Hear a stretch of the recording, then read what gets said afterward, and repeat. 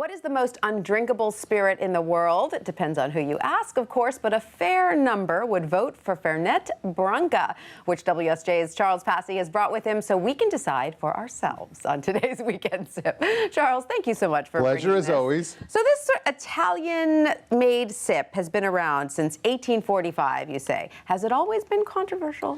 I wouldn't say so. I mean, I think it's one of those things because Italians, let's be honest, love this stuff. They do. So, but you know, it's something that has started to make its presence known more in this country, and it's the hipsters have found it. Yeah, absolutely, absolutely, and it's very much in that love or hate it kind of category. Right. But you know, there's definitely some controversy, I would say, to it now. It's an extreme taste. I'm Yes. getting scared. But but tell us, what is it made from?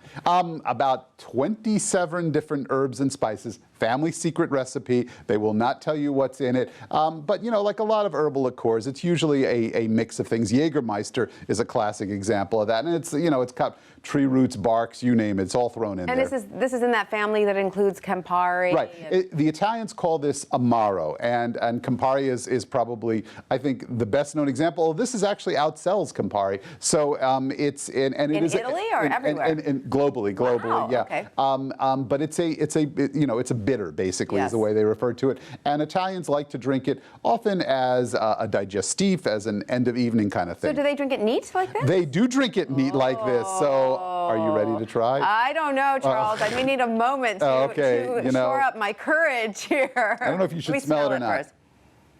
It smells like medicine. And taste it. Okay, all right. Wow. That is medicine-y. You're right. I said it tasted like mint-flavored shoe polish. That's and I didn't mean to be unkind to the shoe polish industry. No. But you know what? Let's be fair. Okay. This stuff apparently does grow on you. I will admit, in my intense research here, I have started to warm up to the part where I can get past one sip or whatever. Ah, okay.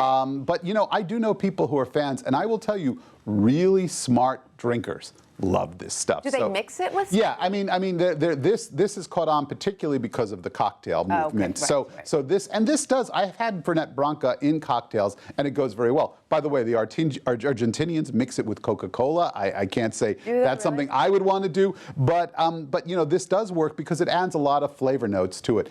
On its own, I don't know if it would be my thing. Maybe it's somebody's. This can be found almost anywhere. Yeah, now? it's very. I mean, sales are through the roof. Sales were up in 2015. It's, as I say, it's second only to Jägermeister in this weird herbal liqueur category. All right. Well, I'm glad I tried it. All right, you're glad you tried it for once. Cheers. And maybe we won't sip again. That's right. Have a great weekend. Thank you.